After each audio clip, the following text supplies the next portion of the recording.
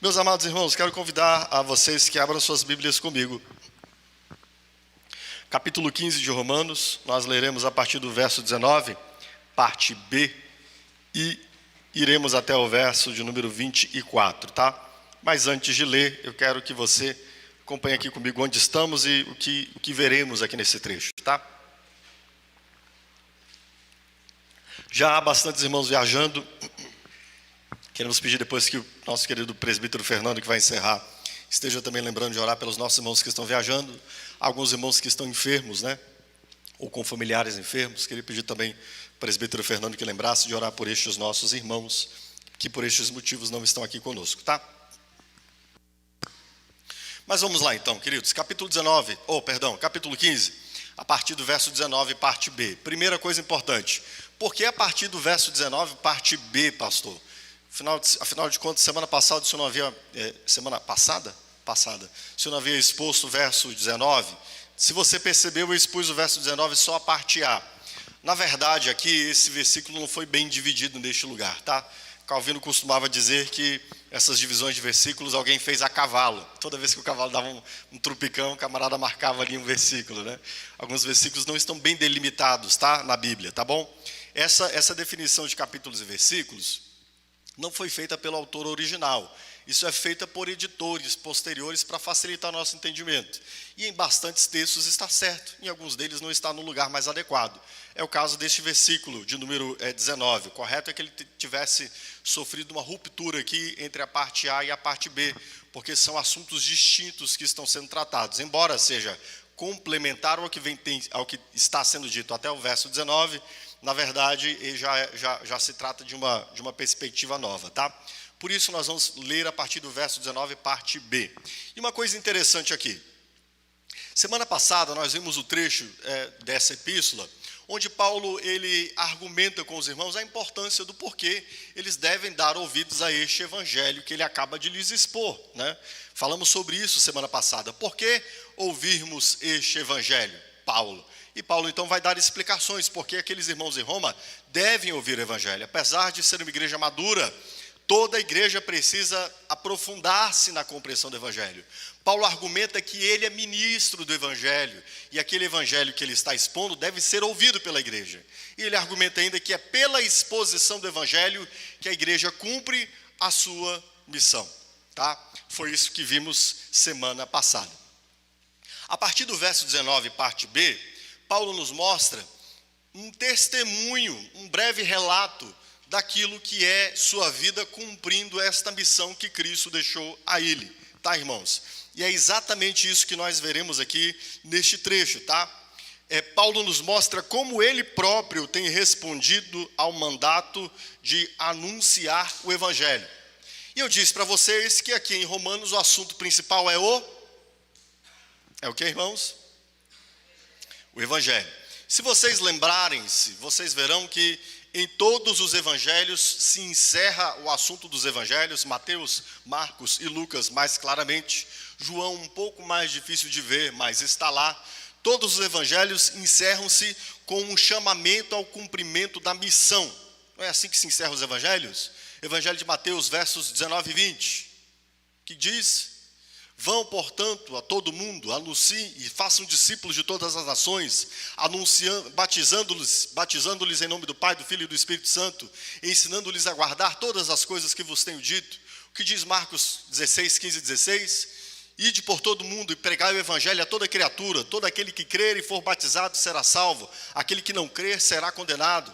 No evangelho de Lucas, os últimos versículos, o evangelista nos diz que o Senhor Jesus nos ordena a sermos testemunhas deles a todas as nações. O evangelista João vai nos dizer que ele próprio é um testemunha do evangelho, isso no final do seu evangelho. E deste modo vemos que todos os evangelhos encerram-se com a missão. Aqui não seria diferente. É uma exposição do evangelho, embora não seja uma exposição como nós temos em Mateus, Marcos, Lucas e João. Aqui é uma exposição da doutrina do evangelho, e Paulo encerra esse trecho, então, mostrando como ele próprio cumpriu esta missão. E dando-nos aqui, então, diversas referências de como nós, que estamos ouvindo o Evangelho, aprofundando-nos no Evangelho, devemos também cumprir a missão, tá? Uma coisa importante, o Evangelho não deve apenas ser ouvido, mas anunciado. Todo aquele que recebe deve dar. O homem que ouve o Evangelho, ele deve ouvi-lo para depois dar testemunho deste Evangelho. Uma igreja que recebe o aprofundamento no Evangelho deve proclamá-lo. Tá, queridos? O Evangelho nunca é uma mensagem de autossaciedade, sem que nós nos sintamos constrangidos a também proclamá-lo, difundi-lo, anunciá-lo. Sempre que nós entendemos o Evangelho corretamente, invariavelmente nós seremos constrangidos a proclamá-lo.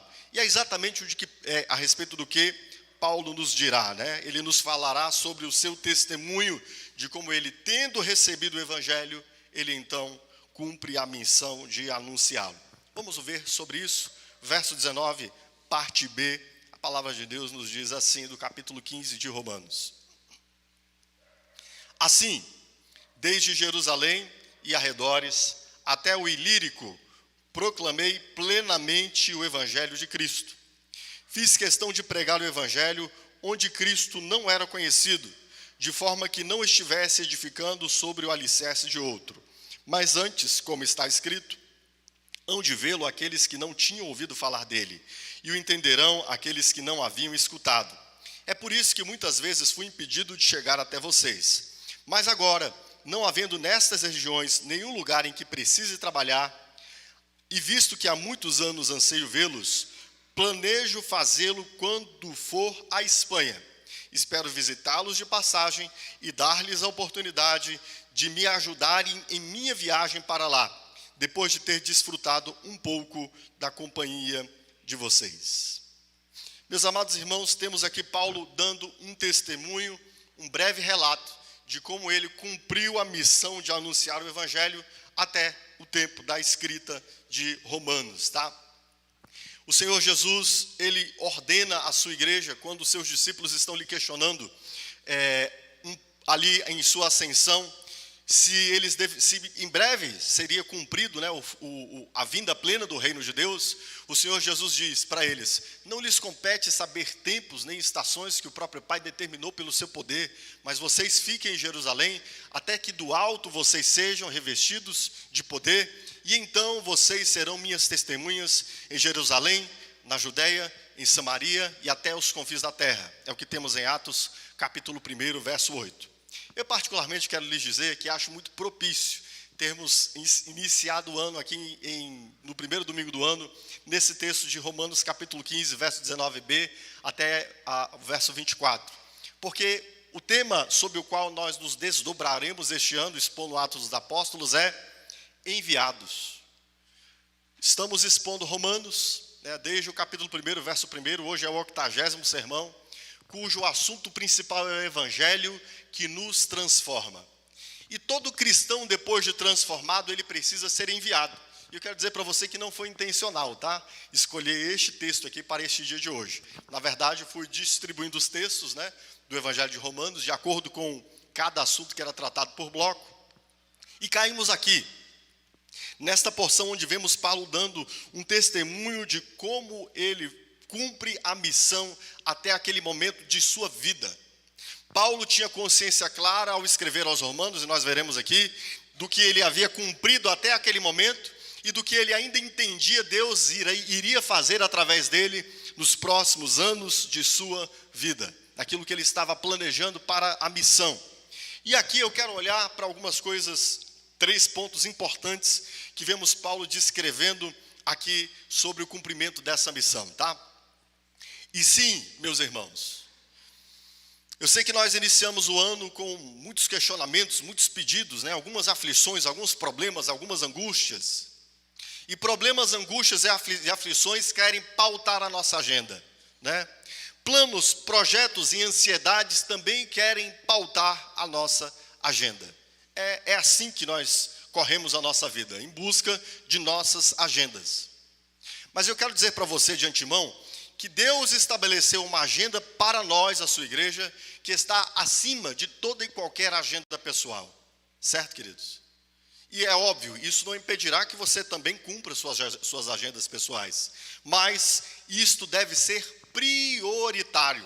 O Senhor Jesus ordena-nos que, em primeiro lugar, busquemos o reino de Deus e a sua justiça. As outras coisas são consequentes.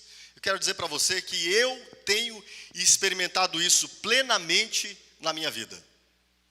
Eu tenho experimentado isso. Tenho experimentado tomar decisões na minha vida, em primeiro lugar, pelo reino de Deus. E tenho visto o Senhor Deus acrescentar coisas que eu não imaginava poderem ser acrescentadas na minha vida. Tá, irmãos? Deus é bondoso em fazer cumprir em nós aquilo que as suas promessas dizem. Quero dizer para você que eu não intentava, em primeiro plano, estudar teologia, nem ir para o ministério pastoral. Muitas vezes houve decisões na minha vida que eu tinha opções na carreira, de alavancar minha carreira, como bancário, por exemplo, ali, 3 vezes. E eu tomei decisões de não fazer aquilo em razão do reino de Deus. E em nenhuma dessas decisões que eu tomei fui frustrado. Tá? Porque Deus faz cumprir em nós sua palavra. Busque em primeiro lugar o seu reino. Eu sei que você tem aqui diversos pedidos que você apresentou diante de Deus no início desse ano. Mas como eu disse, eu acho que foi providencial Deus nos trazer este testemunho de Paulo aqui. Por quê? Em primeiro lugar, há uma missão dada a mim e a você, meu irmão. Paulo nos falará da sua experiência nessa missão. E eu espero, em nome de Jesus, que a experiência de Paulo ajude a eu definir a minha agenda para este ano, a você definir a sua agenda para este ano, a agenda que Deus tem estabelecido para esta igreja esse ano. Iniciaremos em fevereiro a exposição de Atos enviados, e eu espero que desde já você comece a ser constrangido pelo Espírito Santo de Deus para se deixar ser enviado por Ele. Amém? A primeira consideração importante que Paulo nos faz aqui, dando testemunho, é de que ele cumpriu o preenchimento do anúncio do Evangelho. Olha o que diz o verso 19, parte B, e o verso de número 23. No verso 19 ele diz assim, na parte B: assim, desde Jerusalém e arredores até o Ilírico, proclamei plenamente o Evangelho de Cristo. E o verso de número 23 ele diz assim: mas agora, não havendo nessas regiões nenhum lugar em que precise trabalhar, e visto que há muitos anos anseio vê-los. Ou seja, olha o que Paulo está nos dizendo. Ele procurou cumprir o preenchimento do anúncio do Evangelho. Ele diz no verso 19 que ele cumpriu plenamente, e aqui nós temos 2 modos de entender a palavra grega, o verbo grego que Paulo utiliza aqui. A ideia é de cumprir plenamente, a ideia é de dar o terminal enchimento, de levar a cabo o preenchimento, tá? Isso é a ideia de cumprir plenamente. Imagine que você está enchendo um jarro e alguém comece a encher esse jarro e depois lhe passe a missão de terminar de encher esse jarro. Então, essa é a ideia de cumprir plenamente. Não quer dizer que ele fez sozinho, tá? Quer dizer que ele olhou para o anúncio do Evangelho, viu as coisas que incumbiam a ele como apóstolo fazer e deu cumprimento, deu preenchimento nessas regiões aqui, de Jerusalém até o Ilírico. Só para você puxar aqui pela memória, Jerusalém você sabe que fica ali, né, na região do Oriente Médio, certo? O Senhor Jesus disse em Atos 1:8 que era para os apóstolos pregarem em Jerusalém, ampliar um pouco mais Judeia, ampliar um pouco mais Samaria e ampliar todo mais, até os confins da terra. Pois bem, Paulo diz que de Jerusalém até o Ilírico, aquela época, era uma região que hoje ali está, poderíamos chamar de, nós conhecemos como Croácia, ali, né? A Europa, a parte mais ao leste da Europa, né? A Croácia que temos ali, temos a Bósnia e Herzegovina, né? Enfim, aquela região mais ao norte da Europa. Paulo disse que então de Jerusalém até o Ilírico, até ao norte da Europa, ele havia cumprido a pregação do Evangelho, levando a pregação do Evangelho ao preenchimento. E aqui uma coisa interessante, irmãos, é porque às vezes a gente lê, por exemplo, o livro de Atos dos Apóstolos, e a gente imagina que a igreja expandiu-se por causa de grandes apóstolos, como Paulo, por exemplo. Certamente Paulo é um gigante, certamente Paulo é um vulto, certamente Paulo é extraordinário, e sim, certamente grande parte da missão da igreja àquele tempo foi cumprida por Paulo e aqueles que estavam com ele na missão. Paulo não caminhava sozinho, irmãos. Paulo sempre levava uma grande comissão juntamente com ele. Mas observe o que ele diz sobre o preenchimento, de levar à plenitude. A ideia de que ele não cumpriu tudo. A ideia de que muitos outros trabalharam juntamente com ele. E é exatamente o que nós vemos, por exemplo, em Atos capítulo 8, verso 1, quando o próprio Paulo, ainda não convertido, havia apoiado o assassinato de Estevão. A palavra de Deus nos diz, em capítulo 8, verso 1 de Atos dos Apóstolos, que todos os cristãos foram dispersos pelas terras da Judeia e da Samaria, exceto os apóstolos. Isso está no verso 1. E no verso 4 diz assim: mas os que andavam dispersos iam por toda parte, anunciando a palavra. Ou seja, a que Paulo vai dar cumprimento?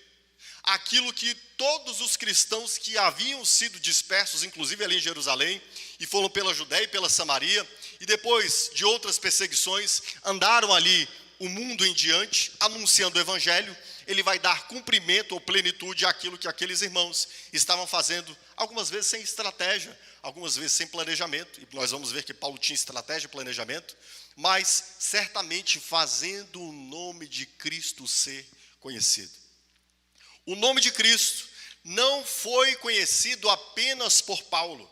Paulo tem uma missão de ajudar a que isso seja levado à plenitude. O nome de Cristo foi anunciado por muitos cristãos desde o início da igreja, irmãos.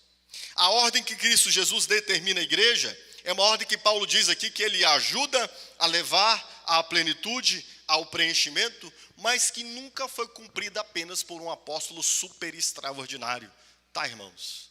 A missão da igreja é cumprida pela igreja. E é lindo quando a gente olha isso aqui, os cristãos vão sendo dispersos ali, quando o próprio Paulo inicia essa perseguição, e de repente, pum, surge uma igreja lá na Antioquia, da Licaônia, que depois vai ser a igreja a qual Paulo vai ser chamado para fazer parte da liderança, antes de ele iniciar as viagens missionárias dele. E sabe o que acontece com aquela igreja? Aquela igreja é simplesmente linda. Uma igreja plantada por quem? Por Paulo? Por Pedro? Por João? Por Mateus? Por nenhum dos apóstolos conhecidos. Tanto que veremos no livro de Atos dos Apóstolos, depois a igreja em Jerusalém manda uma comissão àquela igreja da Antioquia para conhecê-la e estruturá-la. Mas já era uma igreja linda e viva, da qual depois Paulo vai fazer parte desta liderança. Então preste atenção, Paulo está dizendo aqui que ele ajudou a dar o preenchimento, o cumprimento. A taça já estava sendo cheia e ele leva ela a transbordar. O trabalho já estava em fase de realização e ele engaja-se nesse trabalho, sim, como apóstolo o mais importante no mundo gentílico. Mas ele não faz isto só, e ele não faz isso sem que outros já tenham trilhado essa jornada antes dele e tenham pavimentado o caminho. É claro que ele é um cara muito fora da curva e ele vai trazer muitas outras coisas extraordinárias para o cumprimento da missão, mas a igreja, a linda igreja de Jesus Cristo, cheia do Espírito Santo, é quem vai proclamar o evangelho. Entende, irmãos? Cristãos, padeiros, curtidores de couro, né? Naquele tempo, pedreiros, alguns funcionários do império. Inclusive nós sabemos, por exemplo, que na própria corte mais alta de Roma havia cristãos que ali proclamavam o evangelho. Por que você acha que depois Roma vai se tornar, o Império Romano vai se tornar cristão, querido, todo cristão, o império formalmente cristão?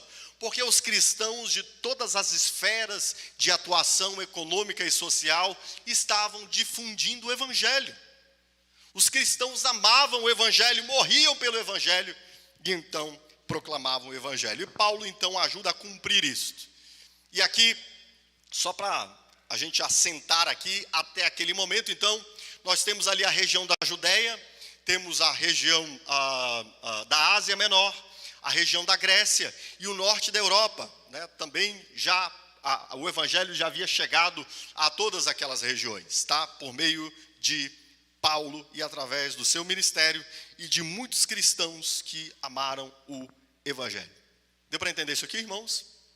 Paulo, então, ele até aquele momento havia levado ao cumprimento a proclamação do evangelho em toda aquela região, tá?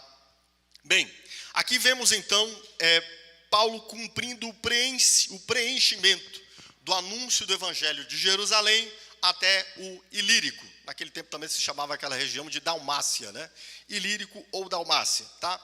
E também vemos nesse texto, em segundo lugar, a estratégia que Paulo, enquanto um apóstolo, estabeleceu para que Cristo fosse conhecido. E ele diz-nos aqui nos versos 20 e 21, onde Cristo ainda não havia sido conhecido. Olha o que diz aqui o verso 20 e 21.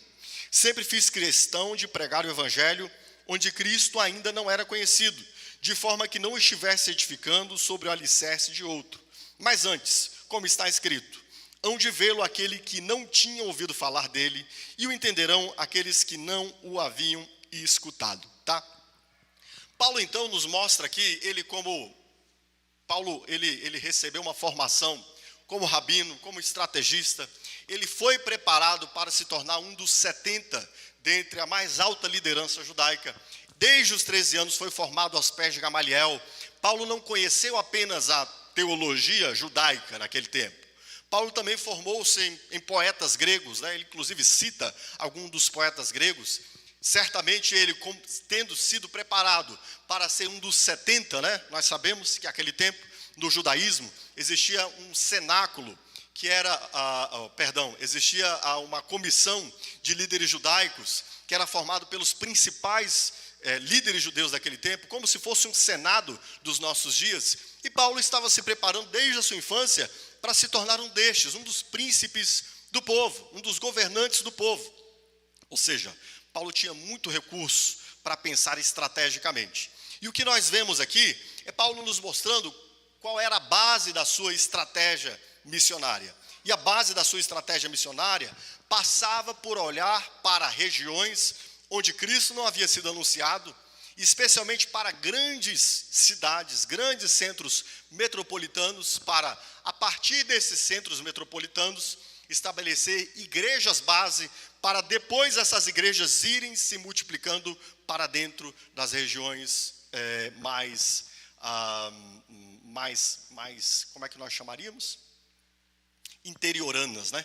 Paulo ia para os grandes centros, fundava igrejas fortes, para que essas igrejas então pudessem ir se interiorizando, se vascularizando, né? Como o nosso sistema de irrigação. Nós temos grandes artérias, dessas artérias veias, das veias vasos, né? Para poder irrigar o corpo todo. E é disso que Paulo está falando, tá? Preste atenção. Quando Paulo está dizendo, eu quis anunciar Cristo onde ele não havia sido conhecido, não quer dizer, tá, que Paulo só anunciou o evangelho no mundo que desconhecia o evangelho. Não quer dizer isso, tá bom? Até porque ir para o mundo se inicia pelo nosso quintal, tá bom?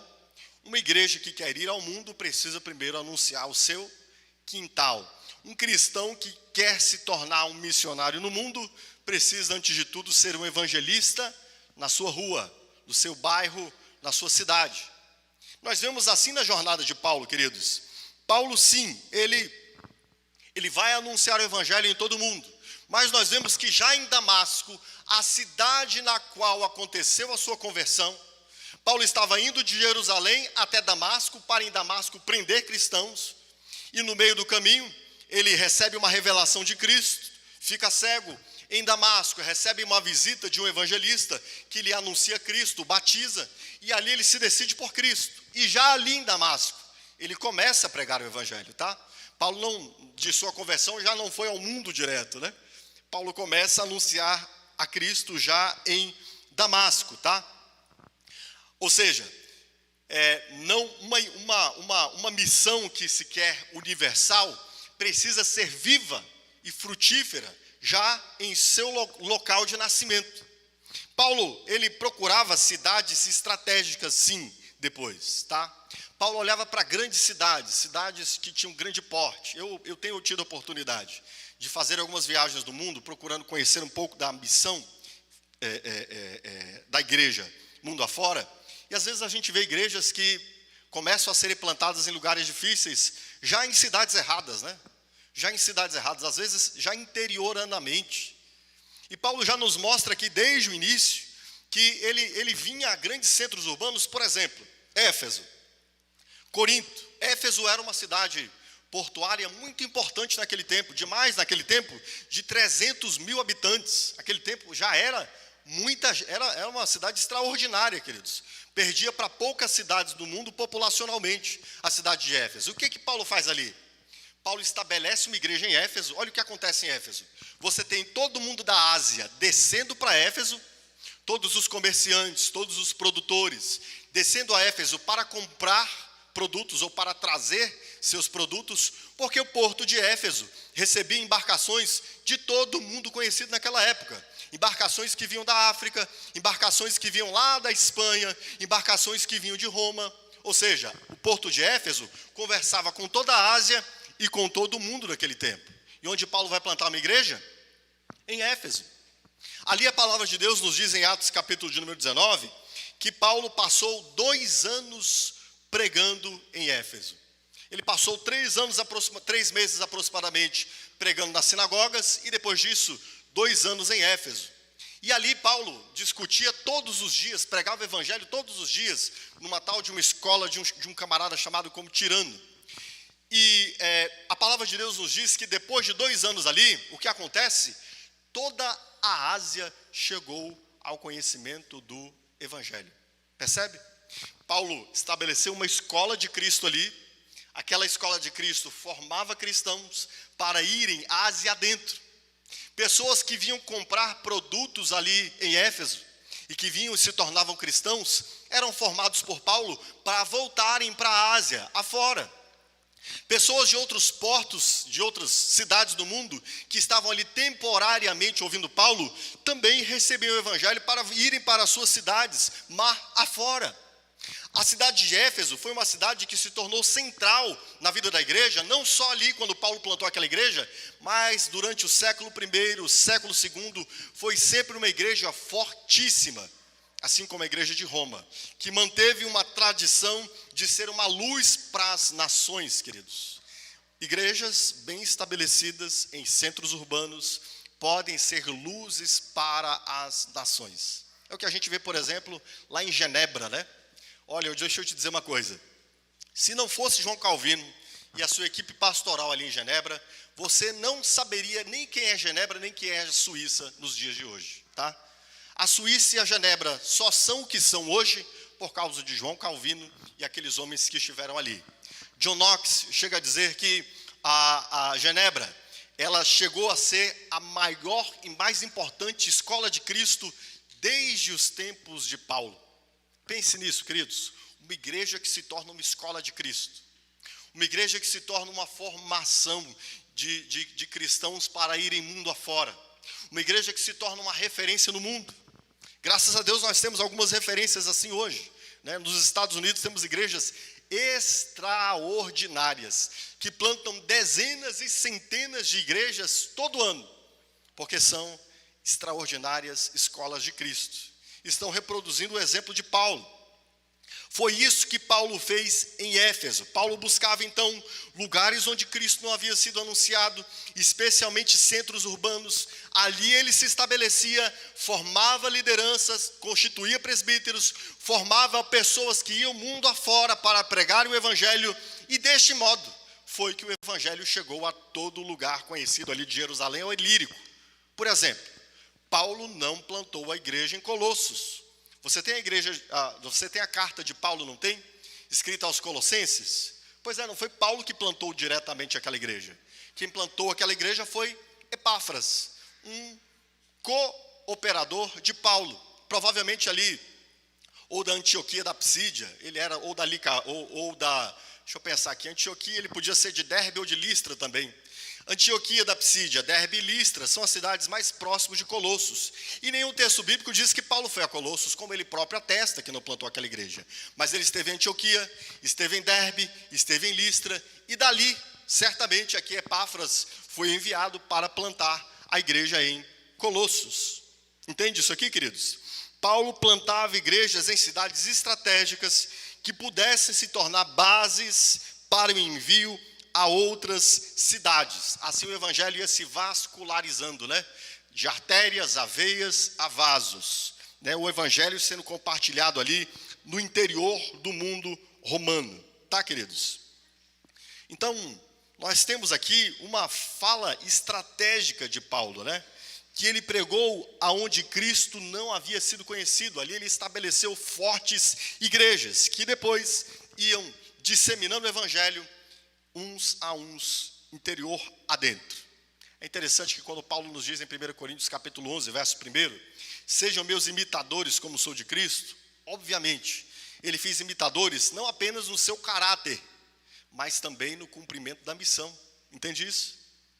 Ele não apenas forjou pessoas para que elas pudessem ser mais semelhantes a Cristo, no seu caráter, na sua conduta, mas ele também fez pessoas que o imitassem a Cristo, de tal modo que, tal qual Cristo foi um evangelista e um missionário, tal qual Paulo foi um evangelista e um missionário, os cristãos que fossem também instruídos e discipulados por Paulo se tornassem evangelistas e missionários. E foi exatamente essa, queridos, a força evangelística e missionária que vemos no primeiro século anunciar o evangelho de Jerusalém até o Ilírico. Deu para entender isso aqui, irmãos? Quem estava junto com Paulo? Irmãos que ouviam Paulo, aprendiam com Paulo, entendiam a importância da missão, e que depois eram, por Paulo e por sua comissão, enviados para irem interior adentro, para irem para os seus lugares de origem, e ali anunciarem o evangelho e plantarem igrejas. Além disso, por fim, nós temos aqui Paulo falando da sua visão de futuro da missão, tá? Paulo havia anunciado o evangelho de Jerusalém até o Ilírico, Croácia, Bósnia e Herzegovina, e ele continua olhando para frente. Inclusive ele escreve esta carta aqui como uma ferramenta de estratégia missionária, né? Olha o que Paulo vai nos dizer aqui no verso de número 24. Ele diz assim: planejo fazê-lo quando for à Espanha, ou seja, planejo ir ter convosco, romanos, quando for à Espanha.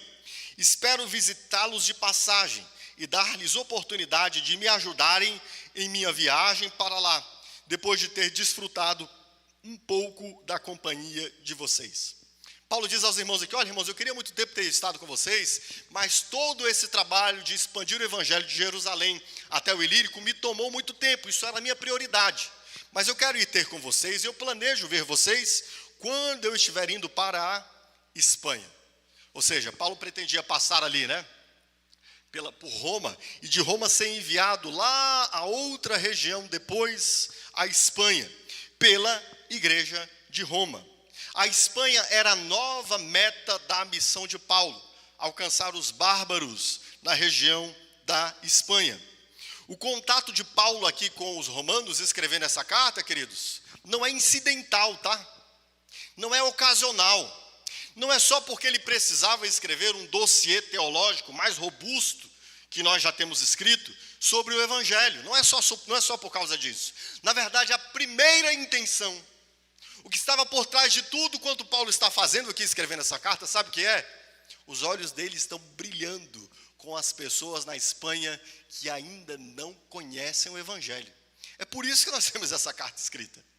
Paulo, ele escreve aos romanos a fim de dar um relato do que é o seu evangelho, dar um relato daquilo que ele tem cumprido na missão, a fim de que os romanos possam começarem a se prepararem para fazerem de Roma uma base missionária para enviar Paulo à Espanha. Percebe que Paulo ele é intencional quando ele escreve essa carta a Roma? Paulo não está pensando só na formação teológica dos irmãos em Roma. Paulo não está pensando só no adensamento da compreensão dos evangelhos dos irmãos em Roma. Paulo está olhando para o mundo a quem Cristo quer salvar. E é por isso que ele busca estabelecer essa base aqui em Roma. Ele diz aos irmãos em Roma, no verso de número 24: dar-lhes a oportunidade de me ajudarem em minha viagem para lá, depois de ter desfrutado um pouco da companhia de vocês. Meus irmãos, eu vou ter com vocês, estarei com vocês, e eu quero já de antemão preparar vocês para que vocês próprios discutam, elaborem, pensem em como vocês podem me auxiliar nessa missão de ir a Roma. Vocês têm de ir comigo a Roma. Vocês têm de contribuir comigo nessa minha ida a Roma. Vocês têm de me dar suporte. E olha a mente de Paulo. Paulo pensa numa estratégia. Paulo está pensando tanto geograficamente, quanto pensando a partir dos recursos. De fato, Roma era o melhor lugar possível a partir do qual ele poderia ser enviado à Espanha. Estava geograficamente entre a região onde o evangelho já havia sido anunciado, de Jerusalém ao Ilírico, e o novo mundo no qual Paulo queria anunciar o evangelho. E aqui, Paulo também está preparando a igreja para que lhe ajude com recursos. Quando Paulo diz que vocês me ajudem, Paulo está falando aqui de recursos materiais, sim, recursos financeiros. A igreja envolvendo-se juntamente com Paulo, ajudando-lhe nos recursos necessários para que ele e sua comitiva, Paulo nunca andava só, pudessem receber recursos financeiros para estarem prontos a plantarem igrejas na Espanha. E não só isso, também recursos humanos. Geralmente Paulo, quando estava nas suas viagens, ele comissionava das igrejas locais irmãos que pudessem ir com ele na missão. Paulo sempre chamava alguns irmãos para participarem com ele. E essa fala de Paulo, para que vocês me ajudem, certamente envolvia irmãos para ajudarem Paulo na viagem até a Espanha e irmãos também para estarem com Paulo durante sua missão na Espanha.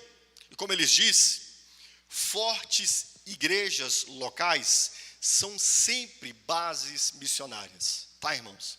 A gente tem uma visão muito curta da história da igreja, né? A história da igreja, para nós, geralmente é muito limitada. Nós não temos igrejas evangélicas, ou não muitas, né? Temos poucas igrejas evangélicas seculares aqui no Brasil, né? Mas nós temos mundo afora diversas igrejas seculares, igrejas que há séculos são fortes bases missionárias. Igrejas que são fortes, bem estabelecidas, como era a igreja de Roma, e que já estão em outro nível, irmãos. Né? Não estão sofrendo para sobreviverem enquanto igreja, né? Não estão sofrendo para manterem os cristãos ali. Igrejas que já amadureceram no evangelho. Igrejas que têm uma trilha certa para cada cristão prosseguir, desde o momento que vem a fé. Igrejas que estão incendiando o coração e a alma de cristãos, para que não apenas conheçam a Cristo como Salvador, mas o reconheçam como Senhor, e sejam enviadas por Ele, para irem mundo afora. E é lindo quando nós olhamos isso aqui na igreja, Paulo fazendo isso na igreja de Roma, porque temos grandes igrejas aqui no primeiro século e segundo século, que se tornam colunas da verdade no mundo antigo e verdadeiras bases missionárias ao mundo. Igrejas que prosseguiram, amadureceram e já não estão apenas na fase mais de crescer, mas estão na fase de reproduzirem-se. Igrejas se reproduzem. Igrejas vivas e saudáveis reproduzem-se. O que é vivo, cresce e se reproduz, não é verdade? Se for saudável, né? Se não for saudável, pode ser que esteja vivo há muito tempo, mas doente. Pode ser que esteja vivo há muito tempo, mas em esterilidade. Certo? Mas não é isso que Paulo vê em Roma. Paulo vê em Roma uma igreja viva, como eu já lhes disse semana passada, uma igreja madura, e uma igreja que tinha condições e certamente encararia com ele esta aliança para que ele pudesse estabelecer ali uma base, para ser enviado através daqueles irmãos e proclamar o evangelho à Espanha. Entendemos esse testemunho de Paulo aqui? Certo? O que ouvimos aqui? Primeiro, ouvimos que Paulo cumpriu o preenchimento do anúncio do evangelho. Houve muitos cristãos que já haviam proclamado o evangelho no mundo afora, e Paulo então dá plenitude a isso, especialmente como vimos também, através da estratégia de plantar a igreja em cidades que ainda não conheciam Cristo, grandes centros urbanos, onde Paulo ali assentava uma igreja, uma igreja que era por ele instruída, amadurecida, e assim crescia viva, e dali Paulo enviava famílias e pessoas para irem vascularizando o evangelho para o interior do mundo conhecido naquele tempo. Deste modo foi que Paulo fez conhecido o evangelho de Jerusalém até o Ilírico, mas Paulo não se contentava com isso. Paulo ainda tinha uma visão de futuro. Paulo olhava para a Espanha. E olhando para a Espanha é que ele continuava progredindo na pregação do evangelho. Ele envia essa carta a Roma exatamente para preparar a igreja de Roma, a fim de que a igreja o receba, o reconheça como um importante arauto de Cristo, um apóstolo, e pudesse então preparar pessoas e recursos para enviar Paulo até a Espanha. Paulo olhava para o futuro. Olha que coisa extraordinária, queridos. Essa visão de futuro, né? Olhar para onde o evangelho ainda não foi alcançado. Pode ser que Paulo ainda não tivesse nem recursos materiais para fazer essas viagens, mas ele já está olhando para o futuro, pensando no futuro e chamando irmãos para sonharem junto com ele, para se envisionarem com ele, para pensarem na proclamação do evangelho juntamente com ele. Paulo quer que esses irmãos se incendeiem com a visão que ele próprio tem. Certo, irmãos? Bem, quero fazer algumas aplicações à luz deste testemunho que Paulo nos dá do evangelho, tá, queridos? Bem, a primeira questão importantíssima, né, é que a resposta à ordem de anunciar o evangelho que Cristo nos dá, ela é cumprida por Paulo, sim, mas também por muitos cristãos anônimos, cujo nome nós só conheceremos naquele grande dia, né? A eternidade nos deixará surpresos diante de gigantes na fé, que nunca passaram pelos anais da igreja, pelos registros da história da igreja, de gigantes da fé, que eram padeiros, cozinheiros, mercadores, mas que amavam proclamar Cristo. Como aqueles irmãos registrados em Atos dos Apóstolos, capítulo 8, que pela perseguição iam anunciando Cristo por onde quer que iam. Entende isso? Esses irmãos foram cheios do Espírito Santo, e eu espero falar disso aqui densamente quando estivermos expondo Atos dos Apóstolos. E uma das principais ações do Espírito Santo dos cristãos, queridos, é incendiar-lhes para que eles se tornem coparticipantes com ele na proclamação do evangelho. O evangelho ao mundo é feito por muitos cristãos anônimos. Entende isso? Só quem conhecia esses irmãos eram suas igrejas locais, seus pastores, suas famílias, muitas pessoas que foram alcançadas por meio deles, né? E que certamente na eternidade darão testemunho. Eu acho lindo quando o apóstolo Paulo, a gente ouve falar, né, do nosso galardão, né? Muitos cristãos falam de galardão como se fosse um tesouro para receber no céu, como se fosse uma coroa, né, com mais pérolas, né? Algumas coisas assim. Eu acho curioso isso, quando nós criamos esses mitos dentro da igreja, né? Paulo vai dizer que a igreja a qual ele anunciou o evangelho, esta era o seu galardão, o seu prêmio. Já pensou que alegria? Paulo chegar ao céu e ver uma multidão de cristãos cuja fé foi gerada pelo seu trabalho, pela obra do Espírito através dele? Que prêmio maior poderia haver, queridos, para um missionário como Paulo? Que prêmio maior pode haver para um cristão do que poder conduzir pessoas a Cristo e encontrar com elas na eternidade? Tem um hino que diz assim, um hino antigo, né? Tantos como a areia da praia. Quem conhece? Tantos como a areia do mar, que gozo sentirá todo salvo, pois verá. Sim, tantos como a areia da praia. Pessoa, você vê uma multidão de salvos em Cristo? Pessoas que você ajudou a serem conduzidas a Cristo? Esse é o prêmio, esse é o galardão. E cada cristão é chamado a cumprir essa missão. Eu sou chamado a cumprir essa missão. Você é chamado a cumprir essa missão. Você precisa desejar cumprir esta missão, meu irmão. Quando nós vemos Paulo é codependente de uma dezena de irmãos que foram cooperadores com ele. O que seria de Paulo sem Lucas, sem Timóteo, sem Tito? sem Epáfras e sem uma dezena de outros nomes muito lindos para você botar nos seus filhos, que você verá daqui a algumas semanas, Trifena, Trifosa, né? Irmãos que amaram o evangelho como Paulo, que foram imitadores de Paulo, não apenas na conduta cristã, mas que foram imitadores em serem apaixonados por pregarem o evangelho. Meu desejo é que você comece a amar, a querer, a experimentar, a saber que você é um comissionado para isso, meu irmão. Esse é o desejo do meu coração. Vemos aqui uma outra questão importante, é que a missão começa no quintal de casa, queridos. A missão ao mundo começa no quintal de casa. Eu sei, eu creio, eu entendo que há irmãos em nosso meio que um dia serão enviados, né, para outras cidades no mundo. Nós queremos plantar igrejas em outras cidades do mundo, irmãos. Queremos ir. Eu tenho sonhado com algumas cidades, pensado em algumas cidades que são tão difíceis e são centros urbanos assim, tão extraordinários, de onde o evangelho pode ser proclamado. Mas deixa eu te dizer uma coisa. Primeiro você precisa ser um evangelista no quintal da sua casa. Uma igreja, antes de multiplicar-se, ela precisa crescer. Estão entendendo aqui comigo? Qual é o ciclo saudável de um ser vivo? Crescimento e procriação.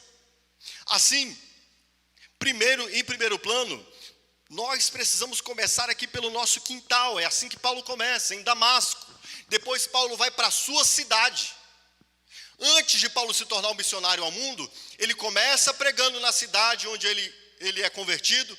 Depois ele passa uma boa parte de anos na sua cidade de Natal. E depois, então, é que nós vemos Paulo indo ao mundo. Eu estava esses dias ouvindo um missionário falando sobre uma má cultura que há entre missionários de campo apenas. São pessoas que só proclamam o evangelho a desconhecidos, né, a pessoas do mundo fora, mas que não têm, quando voltam para os seus lugares de origem, não compartilham o evangelho, não conversam sobre o evangelho, não amam pregar o evangelho, parece que fazem da missão uma profissão. Uma profissão. E a gente vê o oposto em Paulo. A gente vê Paulo assim convertido, recém-convertido, querendo dar testemunho nas sinagogas, pregando aos seus conhecidos. E se você entende que tem uma vocação missionária, eu espero que você possa não apenas crescer nesse entendimento, mas ser incendiado nesse entendimento, mas que você entenda que começa aqui. Todo cristão deve ser um testemunha aqui. E aqueles que têm uma vocação para serem enviados além, precisam começar aqui. Dá para entender isso? Eu olho para essa dimensão dessa profissionalização que a igreja vive, né? Inclusive também no campo missionário, e isso me assusta. Porque parece que essas coisas são feitas apenas em razão de uma certa oficialidade, né? O indivíduo é ministro quando ele é oficializado ministro. Deixa eu te dizer uma coisa aqui mais ampla, inclusive. Se você tem uma vocação pastoral, você já começa a ser um pastor no momento em que você entende essa vocação. Você já começa a viver como um pastor no momento em que você entende esse chamado. Se você entende que tem um chamado a ser um missionário, você começa a proclamar o evangelho desde o quintal da sua casa, tá? Eu não acredito em pessoas que dizem, um dia eu serei um pastor, e agem como se não tivessem nenhuma responsabilidade pastoral na igreja na qual são membros. Entende isso? A gente começa aqui, irmãos, tá? A gente começa no nosso meio, até para que a gente possa dar exemplo e frutificar isso. Por isso, comece no quintal da sua casa, tá? Deu para entender isso aqui? Seus amigos, seus vizinhos, seu bairro, é aqui que a gente começa. A outra coisa extraordinária que vemos nesse texto, queridos, é que tudo o que é saudável cresce e se reproduz. Certo? Um cristão saudável, ele cresce. Cresce na sua imitação a Cristo, cresce na sua compreensão do evangelho, cresce em maturidade de fé e, ao mesmo tempo, à medida que cresce, se torna maduro. Tudo que está maduro no ciclo da vida, daquelas coisas que são orgânicas. O que acontece quando aquilo que é orgânico chega à sua maturidade, queridos? O que acontece? Tudo que é maduro se reproduz, tá? Organicamente, quando o homem e a mulher estão prontos para reprodução, na maturidade biológica, né? Que nem sempre se confunde com a maturidade cognitiva, né? Intelectual ou emocional, tá? Mas uma moça e um rapaz, aos 15, 16, 13, 14 anos de idade, estão prontos a reproduzirem porque estão maduros biologicamente, tá? E você que é um cristão, se você é um cristão maduro, preste atenção, você tem de ter passado por uma fase de crescimento, e se há maturidade, há reprodução. Eu pergunto, você tem reproduzido? Isso é óbvio, irmãos. Se você é maduro, você reproduz. Você é um cristão maduro? Você tem reproduzido outras vidas a se tornarem semelhantes a Cristo? Você tem reproduzido, trazendo pessoas à nova vida em Cristo? Isso é a reprodução no Evangelho. É quando outras pessoas podem ir se tornando maduras também, através de caminharem comigo por meio do discipulado da vida cristã. É quando eu intencionalmente busco pessoas para ajudar-lhes a crescerem na fé, e quando eu também me torno um instrumento de proclamação do Evangelho, para que outras pessoas cheguem à fé. Entende isso, irmão? E aí você precisa se perguntar, você é um cristão maduro ou não? Ou é um cristão maduro e doente? Porque pode ser também. A doença, ela às vezes nos torna estéreis. Deixa eu te dizer uma coisa, irmão, por favor, entenda isso. Você precisa ser maduro e saudável.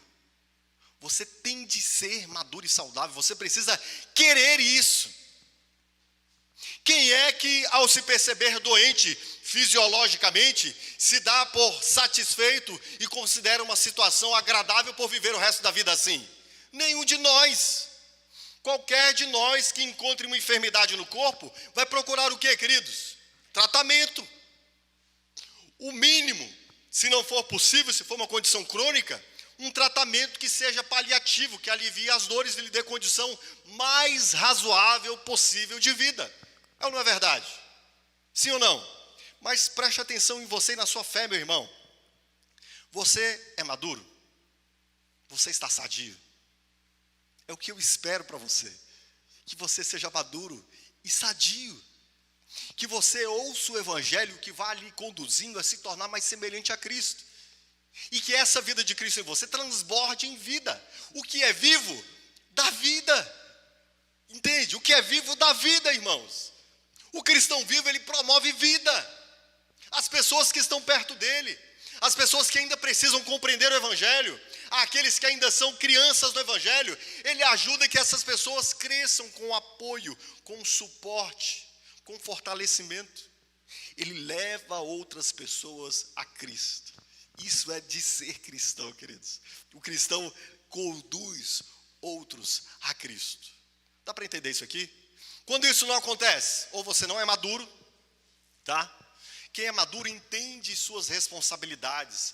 Ele não apenas entende, mas ele não as encara de um modo pesaroso. Mas ele as encara como atribuições que são louváveis para o seu cumprimento. Um adolescente, por exemplo, fale para um adolescente para ele sustentar a casa. Né? A partir de hoje você vai sustentar a casa. Alguns de nós talvez não tenhamos tido oportunidade nem de que alguém dissesse, a vida já caiu assim sobre nós, né? Na adolescência tivemos de cuidar da nossa vida, de cuidar dos nossos familiares. Mas um adolescente em condição natural, tá? Diga para ele, olha filho, a partir de amanhã você vai pagar as contas de casa, você vai, né? O que ele faz? Ele espana, né? Ele espana. Mas um jovem que está progredindo na compreensão de maturidade, de responsabilidade, ele começa a querer buscar dar apoio à sua família. Não é assim que acontece? Caramba, minha mãe está com uma jornada pesada, em casa somos só eu e a minha mãe, eu preciso fazer algo para ajudar aqui em casa. Não é assim que acontece? Isso é um sinal de quê, irmãos? Maturidade. Quem tem maturidade encara os ofícios da missão que ele recebe. Entende isso aqui? Um cristão que ainda é imaturo, ele está olhando para os outros, que os outros façam. Isso não diz respeito a mim. Isso não é atribuição minha, tá? Eu já lavei a louça, pastor, né? Pastor, eu já lavei a louça. Minha responsabilidade aqui em casa é lavar a louça. Mas à medida que você vai adquirindo maturidade, você percebe que você também é responsável pela sua casa. E você quer coparticipar com essas responsabilidades. Isso é o quê? Maturidade na fé. Entende? O maduro, ele ouve a ordem. Ide e façam discípulos. Ele não olha e diz, isso é para o outro. Ele diz, isso é para mim. Entende isso? Isso é uma das dimensões da maturidade. E óbvio, não basta a maturidade. É preciso saúde. Meu irmão, por favor. Se você entendeu que tem uma missão e você não a tem cumprido, se você entendeu, encarou, sabe que tem uma responsabilidade e você não tem cumprido, eu temo que haja algumas coisas que estão tornando você doente. Você precisa de ajuda. Você precisa de suporte, você precisa compartilhar, você precisa conversar, confessar, inclusive. Confessar. Há jornadas na vida cristã, onde nós vamos às vezes nos acondicionando, vamos nos acondicionando a circunstâncias, que são circunstâncias de vícios, de pecados, inclusive pecados de negligência, que nós nunca confessamos. Nós achamos natural, fazemos parte de uma família, embora já maduros, mas sem coparticipar na sustentação dessa família. Estou falando da família de fé, do corpo de Cristo. Atribuímos aos outros a responsabilidade. Pode ser que você esteja doente, mas o cristão, quando ele é maduro e quando ele é saudável, ele começa a dar muitos frutos. Entende isso? O que nós estamos trilhando aqui, queridos, inclusive com aquele curso lá de integração, que eu espero que você se lembre dele, né? Um curso basilar da formação da nossa igreja, 9 marcas de uma igreja saudável. O que nós estamos intentando a partir de todo esse processo de discipulado e tudo mais, é dar condições, preparar a terra, para que essa terra seja o mais equipada possível para tornar você maduro e saudável. Certo, irmãos? Então, preste atenção. Olhe para você. Você tem mostrado evidências dessa maturidade? Você tem produzido frutos que são próprios desse estado de fertilidade da vida cristã? Se ainda não chegou à maturidade, ore por isso. Dedique-se a isso. Procure caminhar ao lado de cristãos maduros, para que você aprenda na convivência, no dia a dia, na vida, pelo exemplo. Pessoas que amem o Evangelho e que estejam dando frutos no Evangelho. Aproxime-se dessas pessoas. Queira caminhar ao lado dessas pessoas e busque imitá-las. É assim que nós fazemos nessa jornada de vida cristã. Não negligencie o estudo da Escritura. O autor aos Hebreus vai dizer, escrevendo aos cristãos dispersos, que muitos deles já deveriam serem mestres, mas porque negligenciaram esse crescimento, ainda estão precisando ouvir as coisas fundamentais do Evangelho. E muitas vezes a nossa compreensão ainda não se dilatou, nós ainda não nos responsabilizamos, não nos tornamos maduros, porque não nos dedicamos no estudo da Escritura, tá? Mas não é apenas o estudo da Escritura, é uma jornada aqui de espiritualidade, de oração, de buscar de Deus essa capacitação. Meu irmão, por favor, você já orou pedindo ao Senhor, Senhor, me ensina a compartilhar o Evangelho? Você já orou por isso? Senhor, derrama sobre mim o seu Espírito. Senhor, me constrange. Muda os meus pensamentos, inclina meu coração a Cristo. Senhor, faz que o desejo do meu coração seja como o desejo de Cristo. Você já orou por isso, meu irmão? Comece a orar por isso. Senhor, me faz um cristão frutífero, Senhor. Quantos anos eu tenho de fé? Quantas pessoas eu tenho levado à maturidade? Quantos anos eu tenho de fé? Quantas pessoas eu conduzi à luz em Cristo, para que elas pudessem ver a glória do nome de Cristo através da minha vida? Você precisa orar por isto, irmão. Você precisa orar por isso. Você não pode se acomodar a uma condição de vida cristã nem imatura, nem infrutífera. Entende isso?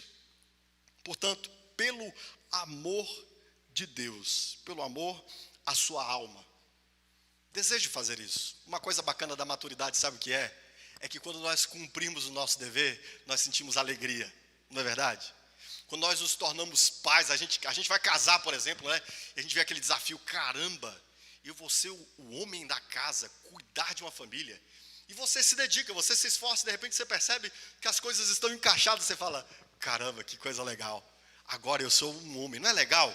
Quando a gente assume as nossas responsabilidades e a gente vê o fruto da assunção dessas responsabilidades, eu assumi e vejo o fruto de assumir essa responsabilidade. Não é verdade? Meus irmãos, quando você conduz a primeira pessoa a Cristo, isso é extraordinário. Você orar por alguém, você pregar a alguém, desejar que essa pessoa conheça Cristo, interceder por isso, chorar por isso, jejuar por isso. E você vê o fruto do seu trabalho, o Espírito de Deus atuando através de você para que outras pessoas cheguem a Cristo. Irmãos, isso é extraordinário. Faça isso, deseje isso, ore por isso. Eu tive nessa minha jornada de fé desde os meus 16 anos de idade.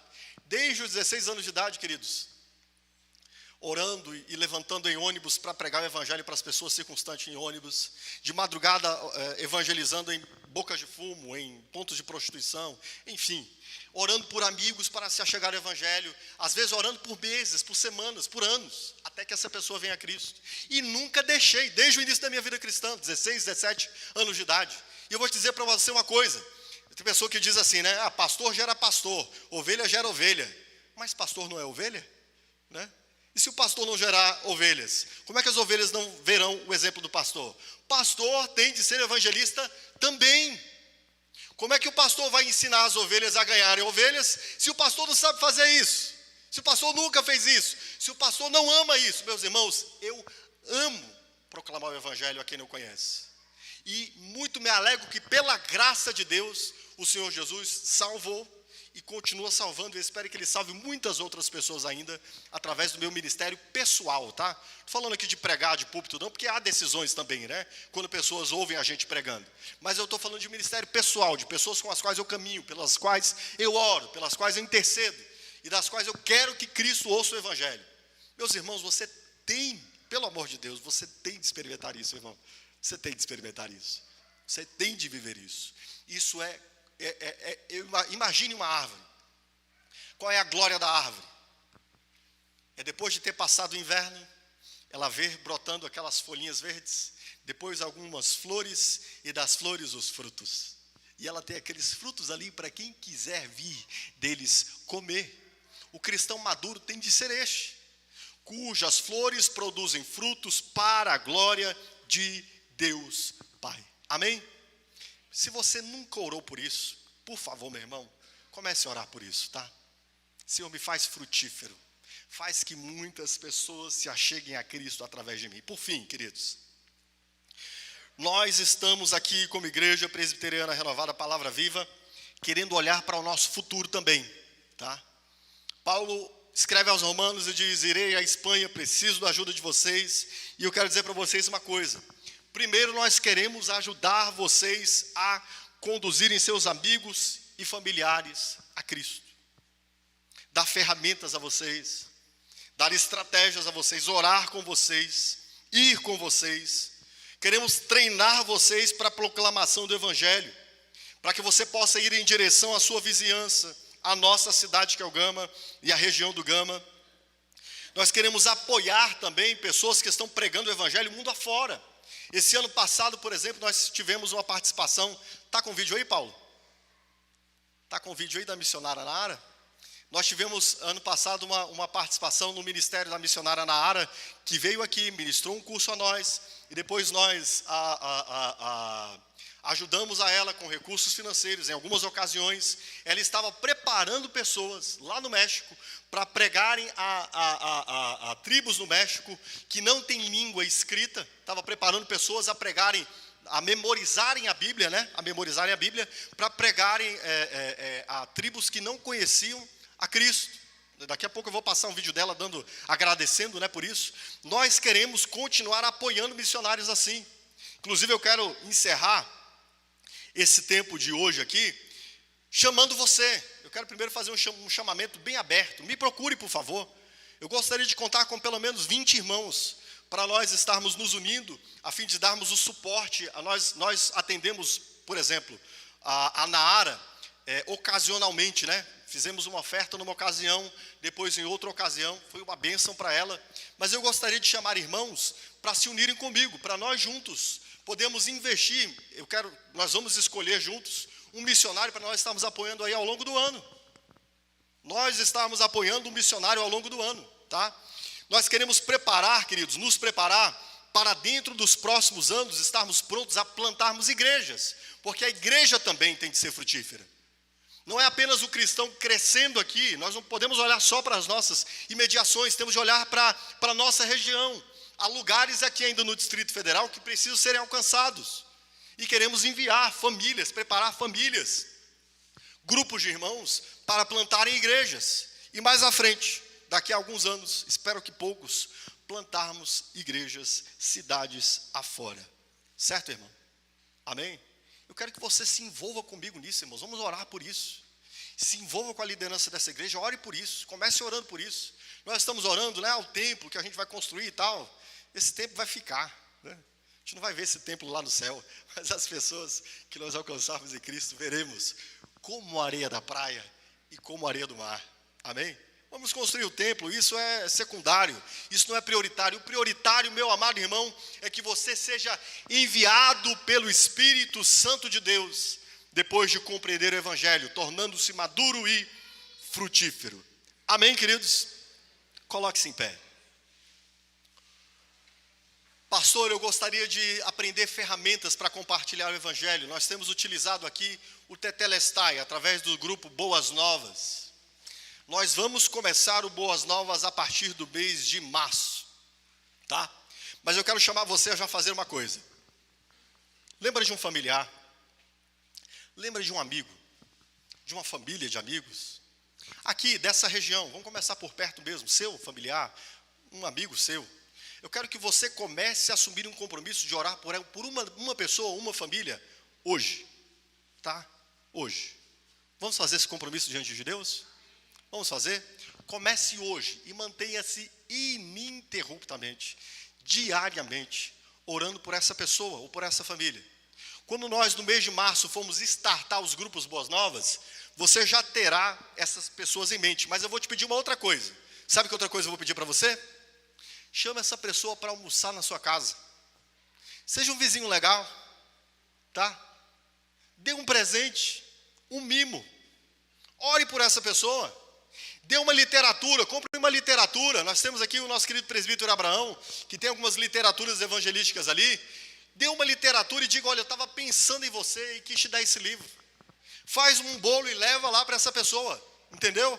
A gente começa a proclamar o evangelho por relacionamento, tá, irmãos? Por amizade, por afinidade. E se essa pessoa que você está começando a orar por ela não faz ideia do quanto você a quer bem, você já está perdendo pontos nessa proclamação do evangelho. Essas pessoas precisam saber que você a quer bem, que você a ama, tá? Então, por favor, pense em alguma coisa aí. Quem sabe fazer um bolo aqui? Gente, o povo está ruim de cozinha aqui, hein? Ô povo ruim de cozinha, né? Nem de caixinha, irmãos? Compre um CD, faça um bolo, chame para almoçar, chame para jantar, mas aproxime-se com carinho dessa pessoa por quem você vai orar. Amém? E nós vamos começar a expor o livro de Atos dos Apóstolos, mas eu quero que você comece a orar desde já. Espírito Santo de Deus me envia. Vamos começar a orar por isso, irmãos? Espírito Santo me envia. Quem envia é o Espírito, irmãos. E quando o Espírito envia, nós temos tudo o que nós precisamos para sermos frutíferos. Amém? Curve sua cabeça. Senhor Deus e Pai, obrigado pelo testemunho de Paulo, o gigante, e pelo testemunho de muitos irmãos anônimos, cujos nomes não estão registrados na Tua palavra, mas que viraram o mundo de cabeça para baixo, porque amaram a Tua palavra, cresceram em sua fé, e se tornaram frutíferos, Senhor. Nós queremos te pedir, antes de tudo, misericórdia e perdão por muita negligência, Senhor, por muitas situações nas quais nós temos mantido a nossa jornada de fé, às vezes doentes, mas nem sequer suplicamos do Senhor saúde e cura.